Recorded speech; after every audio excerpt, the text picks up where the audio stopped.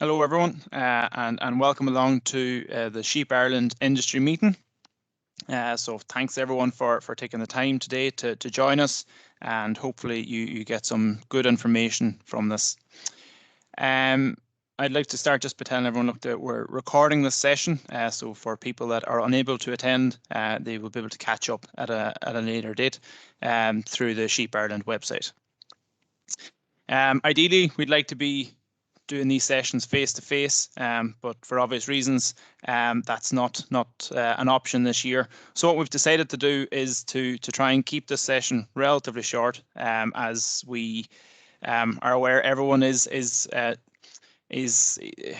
done a lot of Zoom calls and team meetings over the last year. So we're going to try and keep this relatively short. And to do that, we've just picked out the main elements of the research that's happened over the last year to bring you up to speed with those.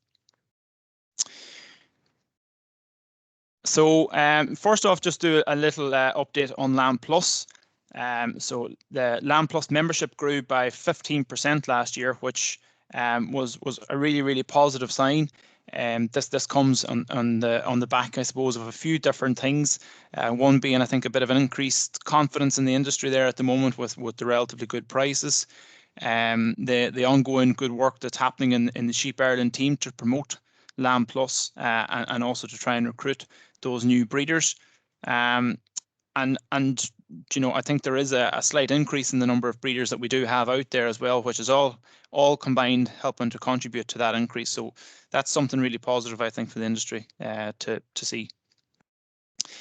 This year, Lamb Plus introduced that all stock rams must now be genomically tested for their lambs to receive Eurostars in 2021. Currently, that figure is sitting at 80% of stock rams have that completed, which again, for the first year at this time of the year, I think that's a really good milestone to hit. We've been in communication with the remaining 20% and we'll continue to communicate with those over the next number of weeks to try and get that number to as close to 100% as possible. Getting these rams genomically tested, it has a couple of benefits. The two main ones probably being that the rams get genomic evaluations, which means their evaluations are more accurate. And the second is it will allow for sire verification on any of the lambs born out of those sires in the future, which will help to reduce parentage errors that have been recorded in the database. Currently, 80% of the pedigree animals are in Lamb Plus, so that's as of 2020. So out of the 9 flock books that were hosted in the Lamb Plus or the Sheep Ireland database last year, 85% of the lambs birth notified through those societies were from Lamb Plus flocks. So again, that's a really good place to be at, and something again we want to keep chipping away at and get that number as high as possible. You know, ideally we'd like to see 100% of flocks there. 2 new hill flock books were established last year. So this is really important for 2 aspects. One being the hill sector makes up such a huge amount of the national ewe flock, with almost half of the ewes nationally having hill breeding in their background. So getting these flock books set up, it means that first of all we can start to track the ancestry of those different bloodlines, and it lays the foundations then for in the future, if some of those flocks decide to performance record, that there's a reservoir or a bank of ancestry information there which will allow them to make more rapid progress in the future. So we are making a concerted effort this year and will continue to do so to try and help to establish those flock books, get them up and going, and hopefully even get another couple of flock books up and going over the next couple of years. Because look, they really are, I suppose, the missing part of the jigsaw puzzle when it comes to breed improvement nationally here at the moment. And finally then, the Lamb Plus Elite Sale will be in Kilkenny this year, August 28th, so a date for the diary, the 4th Saturday as always. One of the main differences or changes to the sale this year in around one of the entry criteria is that all animals entering the sale must be genomically tested with ourselves and sire verified. Similar to what we talked about the stock rounds before, this is important because it will mean the evaluations of the animals at that sale this year will be the most accurate evaluations we've ever produced for those animals at that sale, and all the animals will be sire verified, reducing the chances of sire movements after the sale. So on to our speakers then this evening or this afternoon. We have Thierry, who is working with us in Sheep Ireland and ICBF. He's going to give us some updates on some of the new services being provided through Sheep Ireland this year, and some of the new traits being included around barrenness, which is a really interesting new trait to be adding in, and finishing up with some information around genetic trends and genetic gain being made in Ireland at the moment. Then we will have Noirin McHugh, who's going to update us on the days to slaughter research that's been done recently using more carcass data. So one of the big developments this year in Sheep Ireland is that carcass information from the 3 largest processors in Ireland will now be flowing to the Sheep Ireland database on a regular basis, which has 2 advantages. One, that carcass data immediately filters its way into the genetic evaluations, and 2, it reduces the paperwork burden for breeders and commercial farmers recording with us, because then those animals will automatically be removed from their flock inventories, reducing the need for farmers and breeders to do that. And Ryan will give more information on that. And then finally, we have the greenhouse gases side of things, which Alan Bohan is going to cover. It's a really nice message around how high genetic index rams, profitability, and greenhouse gas emissions all tie together. And we all know how much that's been in the media recently and how much of a challenge the agricultural sector is facing. So it's good to have a bit of work happening on the sheep side of things as well to show that we can make improvements also. So on that, I'm going to hand it over to Thierry, who's going to take you through the first set of slides. And just while Thierry is getting ready for that, just to draw your attention again, just to if you wish to ask a question, then you can send your question to query@sheep.ie. And you will be, and we'll be keeping track of those questions, and we'll ask those 1 or 2 at the end of each presentation, and then finally we'll do a larger question session at the very end. So over to you, Thierry. Okay, thanks, Kevin. You might just confirm you see my slides. I do, yeah. Okay, thank you very much. Right, hi everyone. I'm just going to give you a snapshot of what's happening in the genetic evaluation this year in terms of trait on services. The first one is inbreeding. I mean, inbreeding, you probably know about it already because it's an old story. It's been from the 30s, days from the 30s, we know how to compute it.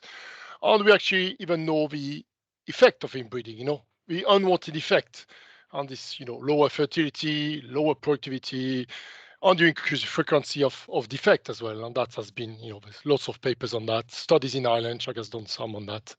So we know the effect of inbreeding.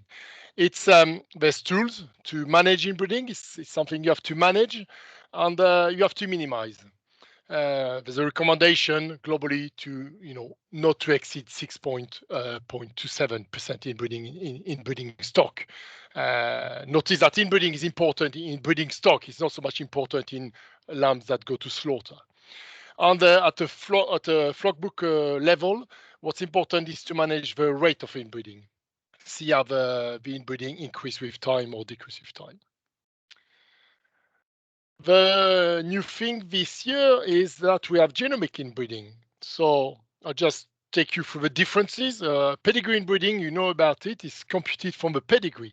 So an animal is inbred if he has 2 copies of the same gene coming from the same ancestors. They share one ancestor. So it's very easy to compute that thing, okay? Because once you know the pedigree, you just follow the pedigree up and down, and you compute the inbreeding for your animal. So we know there's some rules. We know that the parent-progeny relationship is 25%. Between half sibs is 12.5, etc., etc. Only in terms of computation, it's what you call a sparse matrix. There's plenty of zeros there, so it's very easy to manipulate. When you go to genomic inbreeding, that's becoming very interesting because the difference with pedigree is we have a genotype of these animals. So we know the map of all the genes, and we can tell if an animal has got identical copy of a gene for every gene. We can go through all of them. It's not so easy to compute. It's very, very dense. It's very, very hard computation to do. And there's no rules like these rules we have for parent progeny. There are no rules in genomic inbreeding. You just the result is what you get. You compute you calculate the percentage of SNPs that are the same at each position. Just to give you an idea of what it looks like, I just took two breed there, the Belle Claire, and that's the pedigree inbreeding as we know it on the x-axis, and the genomic inbreeding on the y-axis. And you see that the correlation is 0.7, so the dot can be misleading. There's quite a few dots on the line where the pedigree match the genomic inbreeding, but you've got the outliers, and you got some animals where your pedigree inbreeding your pedigree inbreeding, yes, is lower than the genomic inbreeding. When you look at the SNPs, actually, so this guy, he was 22% inbred, we're going to say, and genomic inbreeding is close to 0. Okay.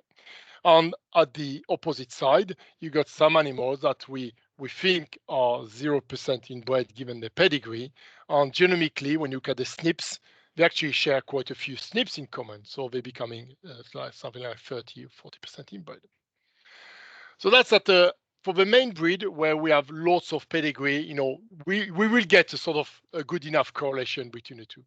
What's interesting is when we go to smaller breeds or breed where we don't have so much pedigree, like CV, I think is Cheviot, for instance. There's other breed like that, where the pedigree depth is not very deep.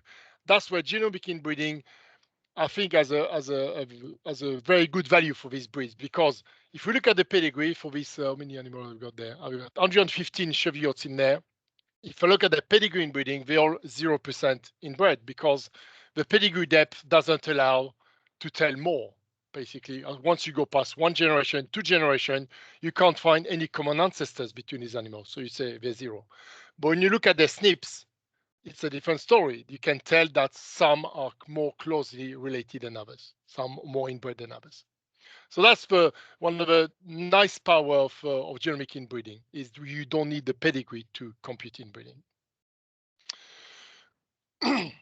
So that's so the computation for inbreeding now is part of a routine evaluation every week. So I put the inbreeding for the genotyped animals. And there's a nice screen now that Sheep Island has done, which shows the inbreeding coefficient and the genomic inbreeding coefficient. So you have a sort of a trend of inbreeding, and that's your rate of inbreeding. There you could tell, and you have also the inbreeding for each animals in there. So the next step in inbreeding, so the basic tools are in place now. What we need to investigate, and it's more a medium-term project because it's a bit of nice piece of research to do, is put an inbreeding checker in place, like we have for the pedigree inbreeding, put a genomic inbreeding checker in place. And the other one would be nice to assess the impact of inbreeding by breed, by traits. We haven't done that, and maybe that's something we can also look at. So as for inbreeding, the next trait, we have a new trait in evaluation, which is barren rate. So the aim of introducing this new trait is to reduce the number of barren ewes with genetics, identify and reduce them. So we have barren records, which is 0-1 records. So 1 is barren, 0 is not barren. So it's collected by lamb plus flock. And it's also estimated from a pregnancy scan record. Okay, if there's no scan, we can assume she's barren. So far, we have around 5,000 barren record, as in 1. And when we bring all the whole ewe life to that, we get a barren rate of around 8.7% so far. In genetic evaluation, the barren rate is in a litter size module, so it's alongside NLB, per scan, you weight, your body conscious score, and barren race is there. It's a lowish heritability, and the Noirin and Carcass they've done the over research on that. 8%, which is something similar to lambing is. So basically, when you got to sort of heritability, lowish about say below 10%. Average is when you go up to 20%, and high is around 30%. So a heritability of 8% means you can select. It's just it takes a bit longer to get there. So the trend, there you go. That's why we have mostly sort of a trend, which is see we gain minus 0.03% every year in reducing that barren rate genetically. So it's that's why it's linked to the heritability of the trait. You can't have just big steps suddenly. What's interesting is the economic value that Al and Bohan calculated for this, which is minus 0.35 euro per 1% increase in barren rate.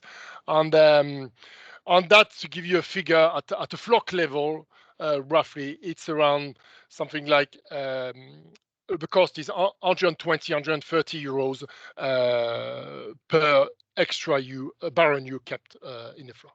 So it has a real flock, and you know that it has a real flock on a real effect on the flock, and that's part of a replacement index, barren rate. Right. The last part of this sort of small update for this year was revisiting the milk sub-index. Okay, so just to give you quickly what it is, what we're talking about, is try to get a bring value on ewe milk. We want to increase ewe milk. We want milky ewes. We don't want poor ones. So what we want there is we want the lamb feeding under the ewe, and we get an indirect prediction of milk ewe because we don't milk the ewe. We just weigh the lamb once he's fed. So it's an indirect prediction. So up to 2020, basically that ewe milk was based on days to slaughter. So we took the loss of the last weight to estimate milk. And that stemmed from the start of the evaluation where, at the start, the 40-day weight were not the favorite weight recorded. So it was the best option to get that at the time. And it wasn't too bad because we have still a strong correlation between days to slaughter and this early weight. So, but we can do better now because we have more 40-day records. I try to picture what I mean by ewe milk, and basically, if you say, but it's all schematic. But if you look at the green curve, I try to sort of draw a growth curve, which starts usually quite steep and then slows down. And you got winning weight and you got slaughter weight at the end. Okay, and if you want to predict milk from slaughter weight, basically what you do, you try to you sort of summarize the growth curve to this orange line, which did depart quite a lot from the true growth curve. Okay, when we estimate milk from 40-day weight, then you see 40-day winning weight is here, so 40-day weight is in the middle. Then when we want to get milk from a weight, you see that we are much more closer to the curves. We have a much more realistic milk value from 40-day weight compared to slaughter weight. And you see that in the heritability of a trait. We went from 7% heritability for milk at slaughter to 13% at 40-day weight, just because we are closer to the true record, basically. The trend for milk, so it's slow. It's going the right way for all the breeds. It's slow because it's not because so much of a heritability on this one. It's because it's an indirect prediction. You see, we get milk from a weight. If you go to the sheep dairy industry and you get milk production, that annual gain is much steeper because you have a true record. But anyway, it's going it's going up slowly, which is what you expect. And that milk is Alan, there's also an economic value for that, which is 1.88 euros per 1 kilo increase in 40-day weight. And this part of a replacement index, of course. So just summarize. So genomic inbreeding, so it's in place. The tools are in place now to get genomic inbreeding at the animal level and compute some sort of rate of genomic inbreeding. Barren rate, that's a new trait, and that's to increase profitability by sort of eliminating some cost of keeping barren ewes.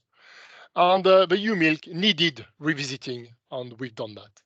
And these two pictures of a genetic trend for terminal and replacement, and it's nice to see that terminal is they're all going the right way in terms of genetic gain.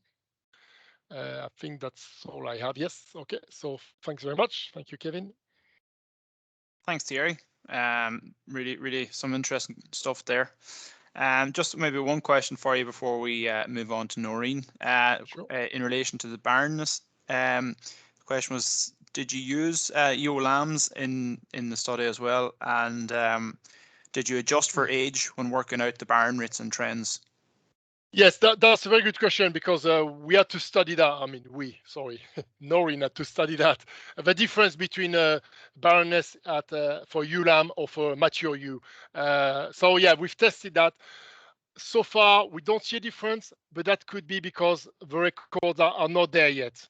So far, we started with one barren rate for all the ewes, ewe lambs or mature ewes. It doesn't mean that in the future we won't split it when the records are there, and Evershed says so. We will, yes. And the age, yes, there's a correction for age in that model, yes. Great stuff. Okay, we might move on to Noirin there next. So you might just need to stop sharing your slides there, Thierry. And again, for anyone wanting to ask a question, query@sheep.ie. If you're emailing or if you're texting, text it to 086 023 7658. So yeah, good. So you just need to go full screen there, Noirin. Perfect.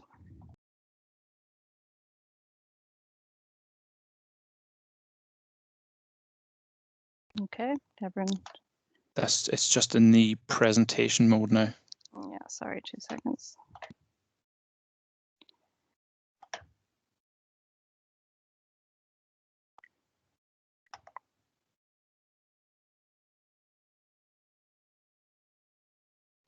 Perfect. Okay, perfect. Okay, so I'm going to move away from what Thierry was talking about and focus now more on the lamb performance side of things and incorporating as much carcass data into the evaluations as we can.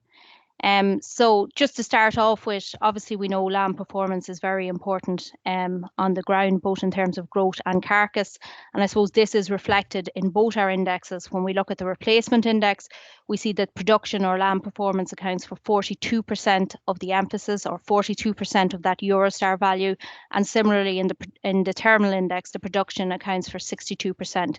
So obviously we know these are very important traits and make up a huge amount of both indexes. So when we talk about lamb performance in terms of our indexes, the traits that we account for in our goal traits, or the traits that we have, breeding values behind, are days to slaughter, and that's really captures the growth of the animal, and then carcass quality in the form of carcass conformation and carcass fat. Okay, so keep those three traits in mind. And I suppose the important thing, what we found up until now, is obviously we had a lamb born on the ground, and most of the records that we had behind this lamb didn't predict those traits 100%. So for example, this lamb was born, he will have a weight recorded hopefully at birth, then again at 40-day, hopefully again at weaning, and then there's ultrasound scanning data feeding in at about 150 days on this lamb, and that obviously gives us weight information again, so tells us how well that lamb is growing. And obviously we have the ultrasound fat and muscle depth, which we were using as predictors for carcass information. But you can see that missing from most of these animals that, for the evaluations, was the actual carcass data. It was the missing bit of the link. And so the aim now is to have a routine source of carcass that will feed into the evaluations of every lamb, be it commercial or pedigree. And from pedigree, I mean closely related relatives of that animal. So As Kevin mentioned, there's a lot of information starting to flow in now on a routine basis from our main processors here in Ireland. So the objective was, well, before we include this information into the index, we need to obviously update our indexes and look what impact this Carcass data would have on the whole lamb performance, or both the terminal and the replacement index. So Carcass data, we got a huge, or Sheep Ireland got a huge amount of data just before Christmas from about 8 abattoirs spread around Ireland. When we looked at this data, we've only retained obviously animals that are being recorded as part of Sheep Ireland as well, because obviously we need parentage information and date of births and the likes on these animals. So when we went through that data set, we still had a lovely data set to work on just under 16,000 animals that were slaughtered, but also had records recorded in Sheep Ireland. They came from a total of 38 commercial flocks, and like I mentioned, they were spread across 8 factories, 8 processors across Ireland. So just keep in mind that when we're talking about the Carcass data to date, we're talking only about commercial animals or crossbred animals. So no pedigree information has gone into the evaluations or gone into this research to date. So what information did we have? Well, as you'd expect, we got Carcass weight information on the animals that range from about 15 to 26 kilos. The average of these animals when they were slaughtered was about 20.5 kilos. We obviously got carcass fat and conformation information scored on the Europe and the 1 to 5 scale. So on average, our animals scored about an or on conformation, and the fat class was just about 2.5 on the scale. And if you look at the grid here, this just shows you the proportion of animals, or the percentage of animals that fall into each of the class. So based on this, we have the Europe grade up on the top here, so that's obviously conformation, and then the fat class going down along the side here. And what you can see is that the vast majority of our animals score as either as an U or an OR, and in fat class 2 or 3. So about 95% of our animals fall into these 4 classes, but you can still see we have animals falling into, or lambs falling into a lot of the other categories as well. As well as that information, like I said, we had dates of births on these animals, so we were able to calculate the days to slaughter for each of these animals. So how fast, as an indicator of how fast that animal grew. On average, the lambs, these 16,000 lambs, were slaughtered at approximately 200 days of age, but you can see there's a huge range here going from 95 days up to 365. We also were able to work out kill-out percentage on a proportion of these lambs. So of the 16,000 lambs, about just over 7,000 of them had a live weight recorded just prior to slaughter. So it gave us a good indication of the kill-out percentage on these animals. And again, you can see there's a range of kill-out, 35 to 55, and on average, our animals were killing out at about approximately 45%. So lots of information behind these individual animals. So the first thing we wanted to do was look at, well, look, if we're going to use this in genetic evaluations, the first thing we need to know is, are these traits under genetic control? So in other words, can we breed for these animals and identify animals that are superior for them? So to do this, we calculated the heritability, and that's exactly what Thierry had spoken about for barren rate as well. So the heritability, it tells us the differences between animals that is due purely to the genetics of the animals. It goes on a scale of 0 to 1, and obviously the higher it is, the more under genetic control this trait is. So if we look, for example, here, carcass weight had a heritability of about 14% when we estimated it. So we would consider that low to moderately heritable, which means there is differences there that are due to genetics.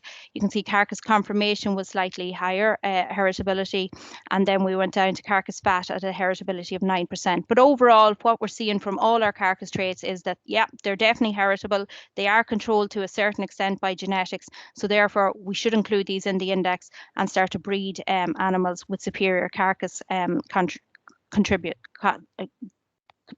superior carcasses.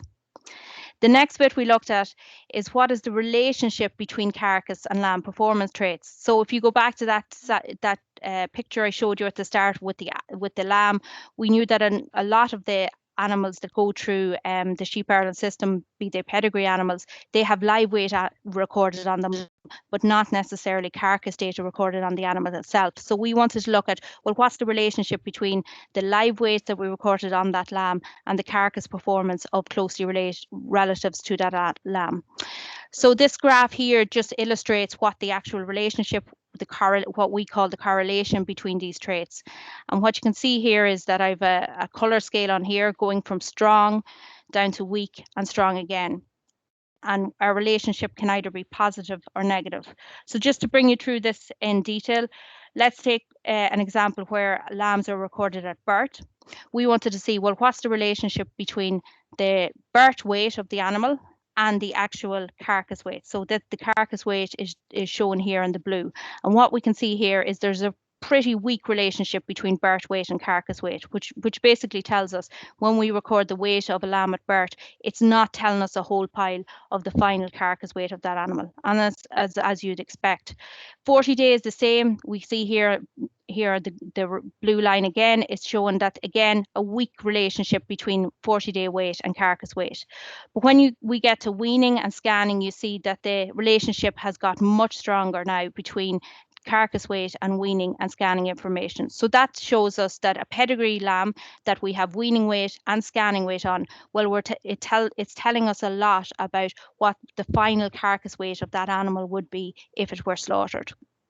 If we look at the days to slaughter then as another example, that's shown by the yellow bars here. And again, it's the same trend as carcass weight. At birth, we're not being told a lot about carcass or days to slaughter, but when we get to weaning and scanning, you see there is a very strong negative relationship between the weight recorded at weaning or at scanning and days to slaughter.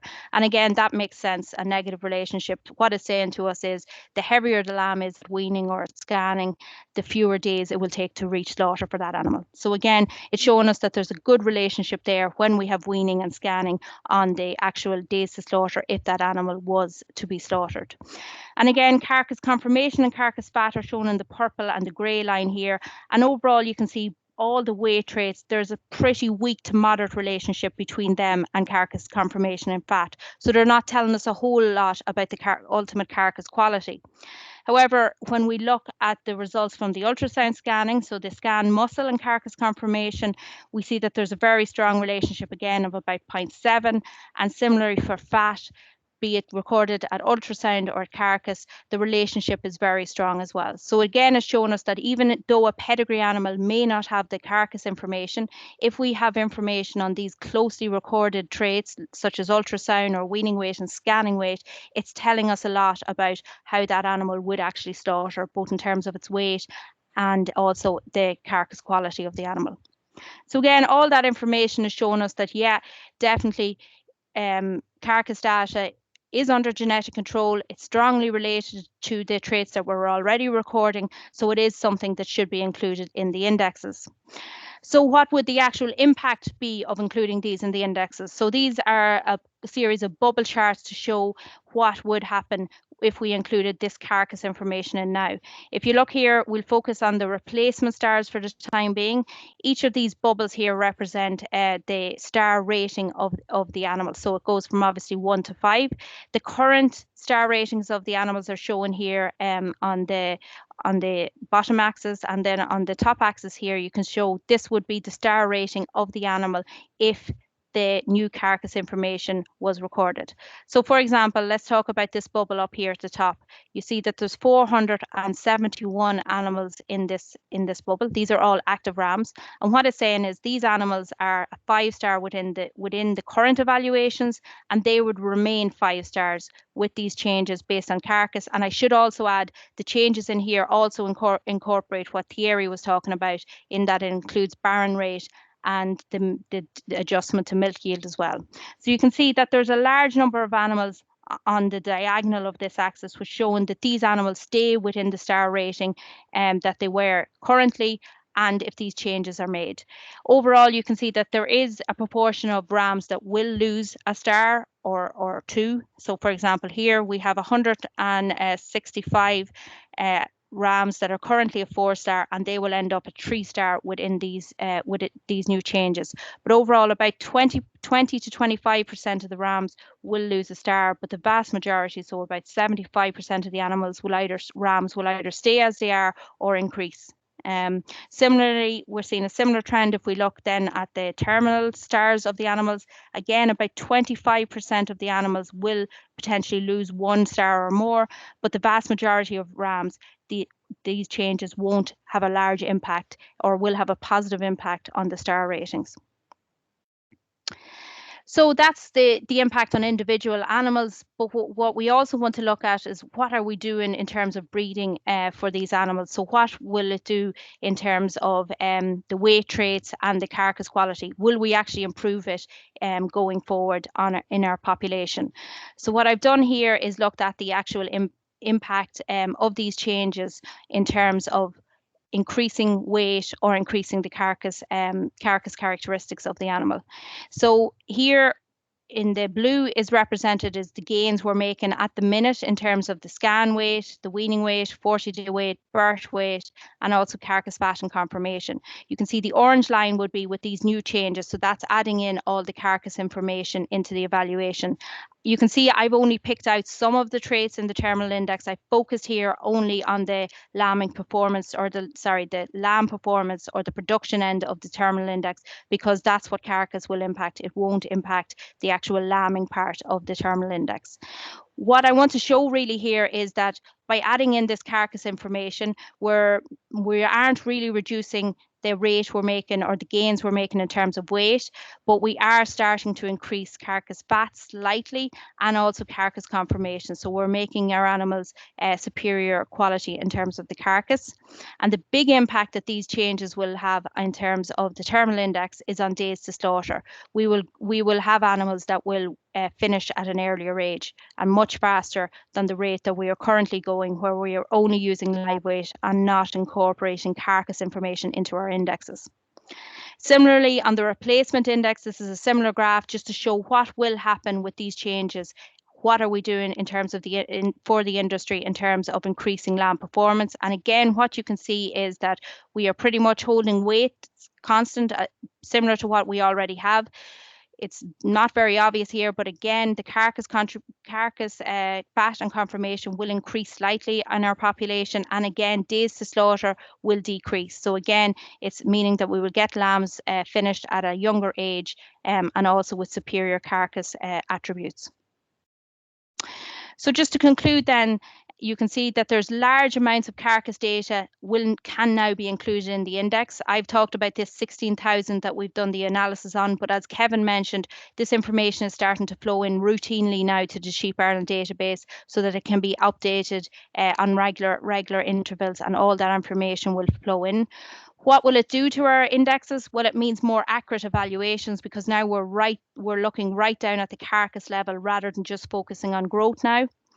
It will cause some movement, like I showed in individual animal indexes or the star ratings, but on average, most of the animals will gain or stay as they are in their star ratings. And in terms of what are we doing for the industry, well, we're now selecting animals with superior growth and also carcass characteristics for the future. So that's just a quick update on that, Kevin. Thanks very much, Noirin. That was great, and a piece of work we've been wanting to do that for a long time, and it has taken a lot of effort to get it there, and we want to thank everyone involved in that. We have one question here just for yourself, Noirin, maybe before we move on to Alan, is around the carcass data. So it's how can we be confident that the carcass data that we're receiving matches back to the correct tags that it has been corresponded to? So I suppose, to rephrase that, like, if that carcass data wasn't matching up to animals, how would we be able to identify that? Well, I suppose one of the main ways we'd be able to identify it is in the actual heritability or the genetics that we look at. If the data is completely rubbish, be it for any trait, our heritability would be 0. We wouldn't be able to pick up a genetic link between animals. But there's lots of checks that we can do, obviously, in the background, especially when we have weights on the animals prior to slaughter, that all this matches up. We look at individual batches as well and make sure that it looks right, that the carcass weight is corresponding to the live weight of the animal prior to slaughter. So I would have very good confidence in this Carcass data. We're seeing lovely heritabilities, like I mentioned, for this, similar to what they'd see in beef and beef in the beef system. So to me, the data, you know, you will have some errors in there, but if we can get lots of information, that will wash out any of the errors that may be coming through the system. Okay, great stuff. Okay, so look, our next speaker, Alan, is going to he's going to discuss the greenhouse gas emissions and how they correlate to the indexes that we have. So look, we'll hand it over to yourself there, Alan. Thanks, Kevin, and just give me the okay that you can see them slides. Yeah, you're good to go. Yeah, so good afternoon, everyone. I'll be talking through a bit of work we've done at the back end of 2020, looking at the greenhouse gas outputs of 1-star versus 5-star flocks. So as you can see, there's a lot of names there on the screen, a lot of different people involved in this from Sheep Ireland and Carcass. So I'd like to acknowledge everyone that was involved in it. So this analysis is computer simulation modeling. So pretty much we're modeling a farm scenario using a hypothetical farm, like a farm as a, how to describe it, a hypothetical farm on a computer simulation. So we're simulating a 20-hectare farm stocked at 12 ewes per hectare, giving us 257 ewes joined to the ram, and we're using a lot of CPT background data for that. So when I say we're stocked at 12 ewes per hectare, the reasoning for that is we're using data from the research farm in Athenry. So when we're stocked at 12 ewes per hectare, we have things like we know about the amount of grass that needs to be grown, the fertilizer use, lamb growth rates and all that kind of thing. And then CPT background data that we used included lamb drafting patterns, lamb killouts, and a huge amount of information like that. So the kind of premise of the study was to look at 1-star ewes joined to 1-star rams, 5-star ewes joined to 5-star rams, and look at the performance of the resultant progeny. We're trying to mimic our commercial farm scenario, so a proportion of the ewes are joined to replacement sires, a proportion joined to terminal sires, as would happen on any commercial farm. So the model that I'm using here to do this analysis is the Carcass lamb production model. So this is peer-reviewed and has been used in a lot of studies over the last number of years, so we can have confidence in the outputs of that model. And then for the greenhouse gas side of things, we're using a life cycle and assessment model developed by Donald O'Brien. So that's been peer-reviewed and published as well, so we can be confident in the findings of this work. So just to go into the data we're using, or the data source for this 1 versus 5-star. So from our CPT and OV data flocks, as you know, we've a huge amount of data flowing in there, such as from your scanning results to lambing data to lamb growth rates. And we're using 3 years of data. That data has been analysed and sorted, and it's weighted, weighted averaged within breed. The breed effect is removed. All the trait values then are used at an index level. So we're not looking at individual traits, but we're looking at the index level, the replacement index and the terminal index, the way a farmer would use them indexes in his own flock. And any non-significant traits weren't included in the analysis. So for example, there was no significant difference between ewe mature weights. That was removed. Looking at our 1-star versus our 5-star flock. So the ewes are selected on the replacement index. So we have our first ewe here is 1-star replacement, 3-star terminal, and our 5-star ewe is 5-star replacement, 3-star terminal. So if we take our flock there, we're saying about 250 ewes. There'll be a range, because they're selected on the replacement index, there'll be a range of terminal indexes from 1 to 5. So that's how we get our average of a 3-star terminal for each flock. The 1-star ewe there, she'll be mated to a replacement sire and to a terminal sire. So a 1-star replacement and a 1-star terminal sire. And the resultant progeny of that, then we have our 1-star replacement lambs and our 1-star terminal lambs. Likewise with our 5-star ewe, we have our replacement sire and our terminal sire. So again, 5-star replacement, 5-star terminal. And the resultant progeny of that are a 5-star replacement and our 4-star terminal lambs. So kind of within the same as with any commercial farm, when you're looking, you'll have your different groups of lambs. So you'll have your replacement bred lambs and your terminally bred lambs. And it's important that we're able to recognize the different performance of each group. So just to give you a bit of an insight into the work that goes on behind the scenes in these models and the thought pattern of it. So we can see here, for example, that we've our two groups of our 1-star out of our 1-star ewes. So we can see our lamb survival is slightly different. We've different figures for 40-day weights, wean weights, scan weights, and our drafting pattern is different across the year as well. Likewise, with our 5-star ewe, we have different information flowing in. So it's not hugely important individual figures at this stage, but I think the thing to highlight is that we've taken into account the different groups of animals on the farm and how they have different growth rates and different performance levels.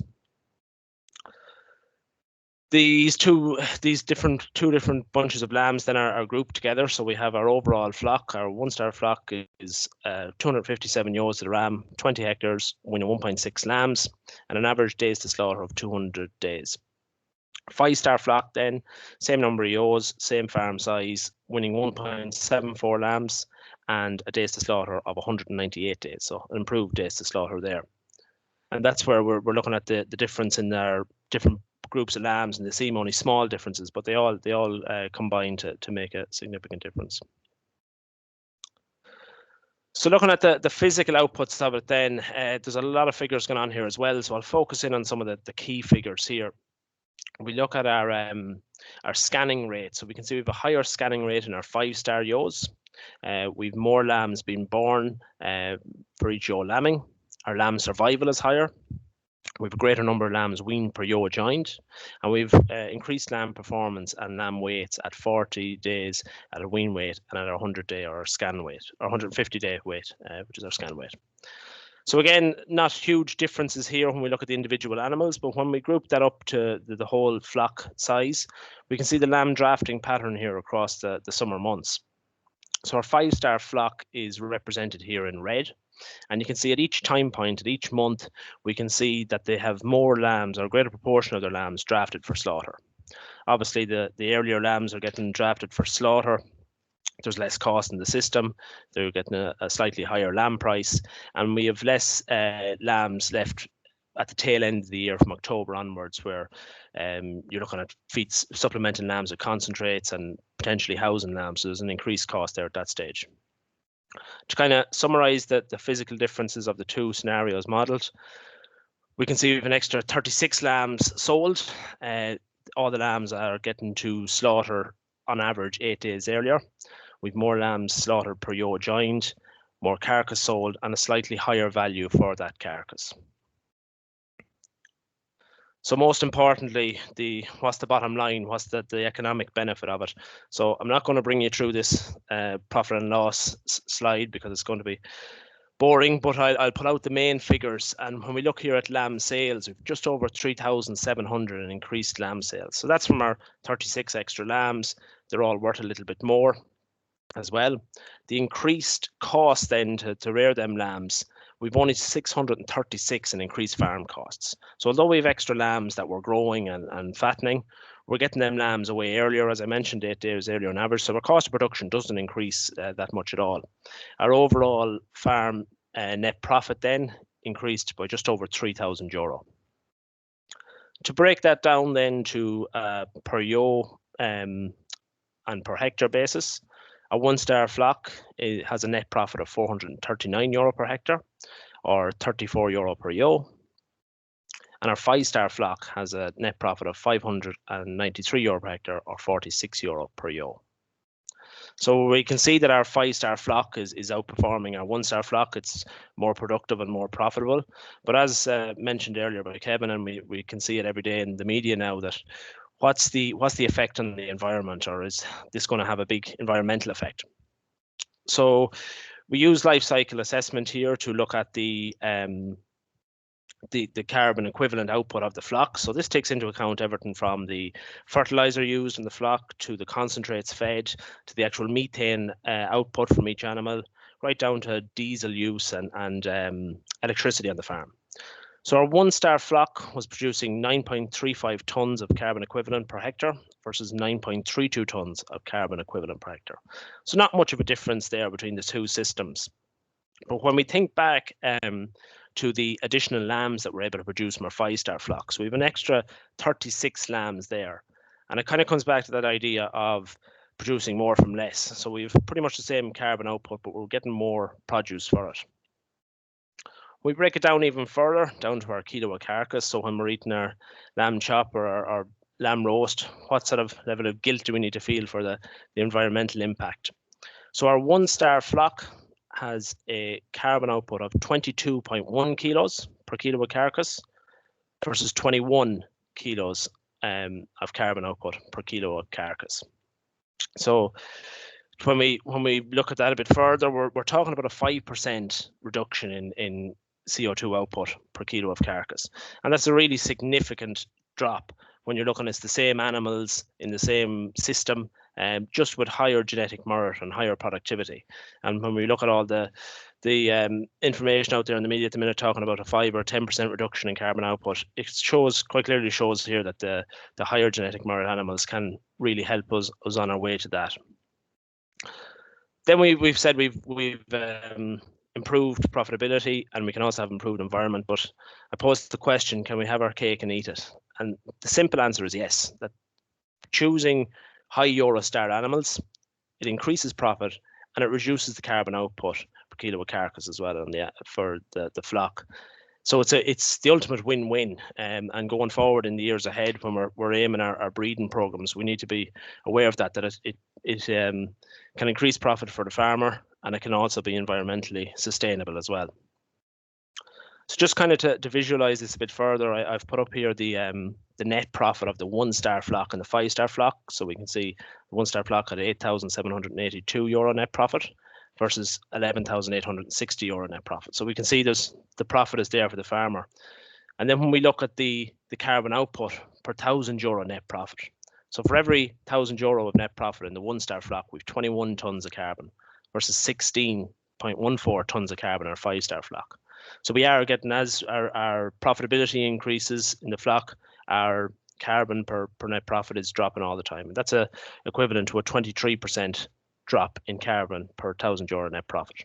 So there's really there's a benefit there for the farmer on both sides of the coin, that he has the increased profitability of the system and the increased environmental sustainability as well.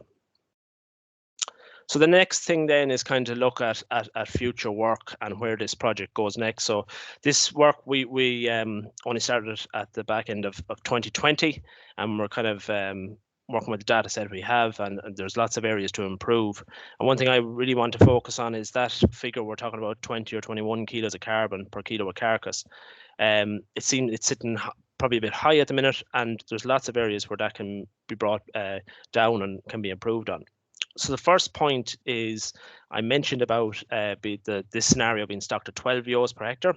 That's to line up with the data set we had from Athenry. But like over the last number of years, the average stocking rate in the country is sitting somewhere between 7.5 and 8 euros per hectare. And my next step is to model that scenario with our lower stocking rate. So if we're currently stocked at the 12 euros per hectare, we're talking about 135 kilos of nitrogen used per hectare. Bringing it back to 7.5 euros per hectare would drop that to about 70 kilos of nitrogen per hectare. And previous work in Carcass found that a 10 kilo per hectare reduction in nitrogen use can reduce greenhouse gases by 1%. So there's definite benefits there of simulating the national stocking rate. The next one then is clover swards, which as well Carcass Athenry has a lot of work done on that recently. And they've been able to reduce the nitrogen input from about 145 kilos of nitrogen down to 90 kilos of nitrogen. So again, there's huge room there to reduce the overall dependence on nitrogen in the system and improve the greenhouse gas emissions. The next thing is our protected urea, which again is becoming more popular all the time, and we know that can reduce ammonia loss by up to 70%. So again, including that in the analysis will make the system even more attractive from an environmental point of view. The next point then is carbon sequestration. So that's the carbon sink in the land. So we know that grassland can store or can account for reduce the carbon output of the system by about 0.9 tons per hectare. So when I looked into that a bit further, if we were to include that in our analysis, we'd be able to reduce that figure of 21 kilos of carbon per kilo of carcass, we'd be able to reduce that by about 2 kilos, or about 9.5 to 10%. So again, huge option to a huge opportunity to reduce the overall carbon of the lamb carcass. The final point we'll look at then is the animal methane measurement. So this is work currently being done in Carcass and Rye as well, using the pack chambers. So this is doing individual animal measurements or individual animal methane measurements. So we're able to see the animals that are most methane efficient. So currently in this study and all life cycle and assessment studies, we're kind of assuming all sheep have the same methane output. But we know that there will be animals that are more efficient, more environmentally friendly. So when we're able to select and breed for them animals, we'll be able to even hone in that carbon figure even further.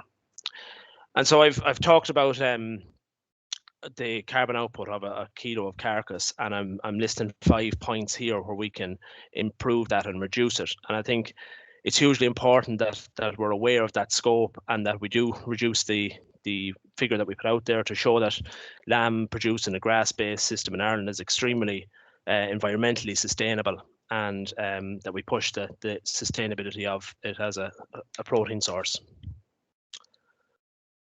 So in conclusion then, 5-star animals are more productive, they're more profitable, and they're more environmentally friendly.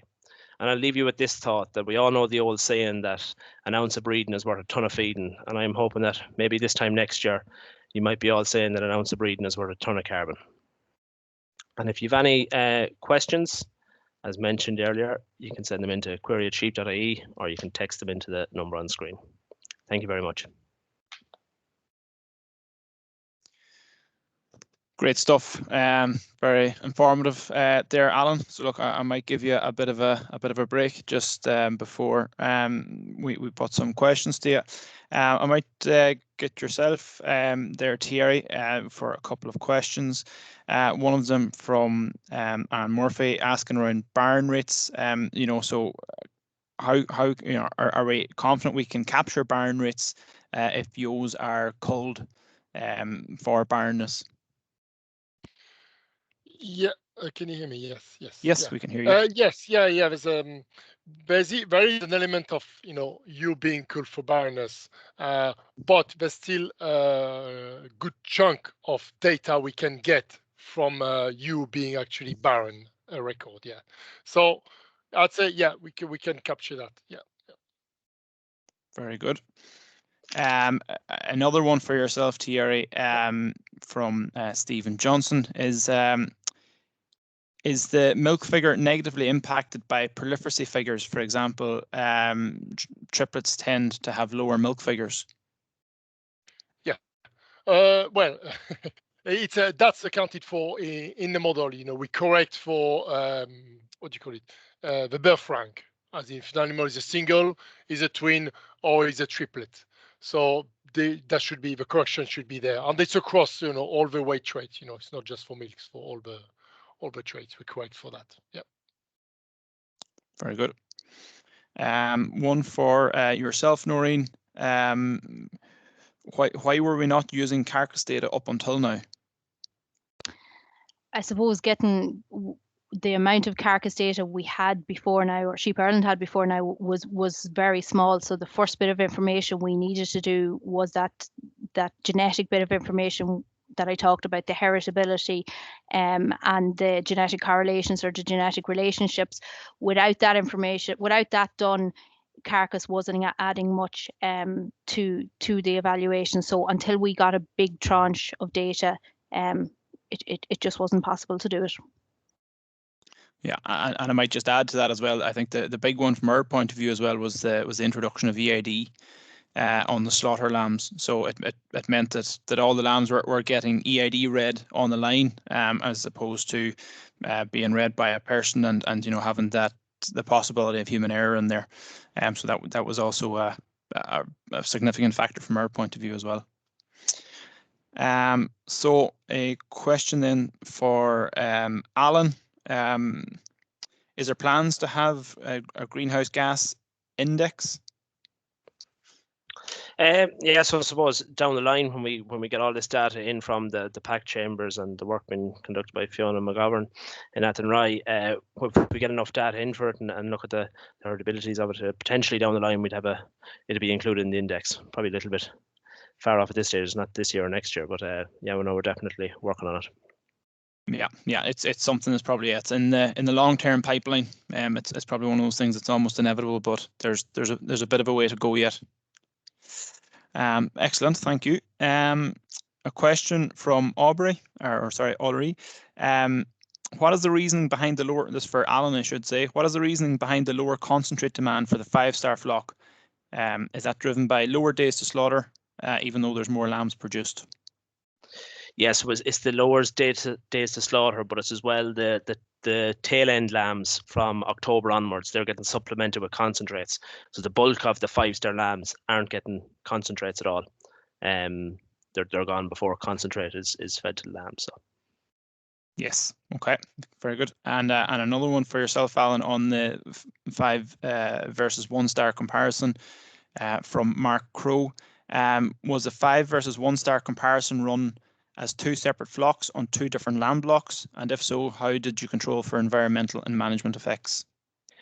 Yeah, so it's all on computer simulation. So there's not an environmental. It's not a system study that you can actually go out into the field. It's a computer model of it, computer simulation. So it's one benefit of the computer simulation. We haven't to worry about the environmental effects of rain or any of that side of things.